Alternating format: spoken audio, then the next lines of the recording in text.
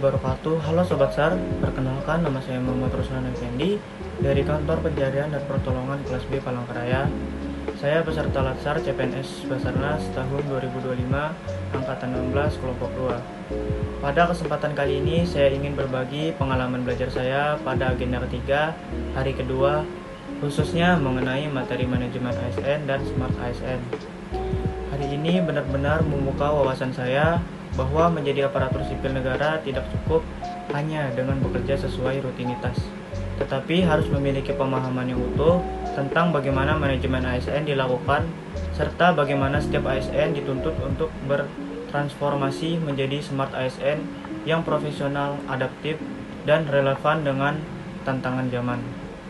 Pertama, saya belajar bahwa manajemen ASN pada dasarnya adalah suatu siklus yang utuh, mulai dari perencanaan kebutuhan pegawai, pengadaan, pengelolaan kinerja, pengembangan kompetensi, hingga penghargaan, pengakuan, bahkan sampai pada pemberhentian ASN.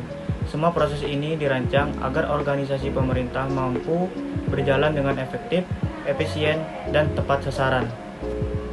Misalnya dalam perencanaan kebutuhan ASN, penting sekali menetapkan jumlah, jenis, dan kualifikasi jabatan sesuai beban kerja dan tujuan strategis organisasi. Jika tidak dikelola dengan baik, bisa terjadi kelebihan pegawai yang tidak produktif atau justru kekurangan pegawai di sektor strategis. Dari sini, saya menyadari bahwa ASN bukan sekedar jumlah, melainkan kualitas dan penempatan yang tepat. Lalu pada aspek pengelolaan kinerja, saya menangkap pesan bahwa kinerja ASN harus dikelola secara sistematis, mulai dari perencanaan, pelaksanaan, pemantauan, penilaian, hingga tindak lanjut. Hal ini sejalan dengan tuntutan agar ASN berorientasi pada hasil atau yang disebut sebagai result-oriented culture. Artinya, setiap ASN tidak hanya fokus pada aktivitas tetapi juga pada output dan dampaknya bagi masyarakat.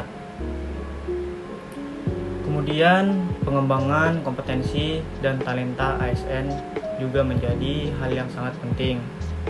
Saya belajar bahwa setiap ASN memiliki hak sekaligus kewajiban untuk terus meningkatkan kapasitas diri agar siap menghadapi perubahan dan bisa ditempatkan pada jabatan strategis sesuai potensi dan kinerja. Dari sini saya memaknai bahwa ASN tidak boleh berhenti belajar. Dunia terus berubah, teknologi berkembang, masyarakat pun semakin kritis. Maka ASN harus adaptif, inovatif, dan mampu berdaya saing global. Selain itu, materi juga menekankan pentingnya budaya kerja ASN yang berlandaskan nilai dasar berakhlak, yaitu berorientasi pada pelayanan, akuntabel, kompeten, harmonis, loyal, adaptif, dan kolaboratif. Bagi saya pribadi, inilah fondasi moral yang harus selalu diinternalisasi. Tanpa nilai dasar ini, sehebat apapun sistem manajemen ASN tetap akan kehilangan ruhnya.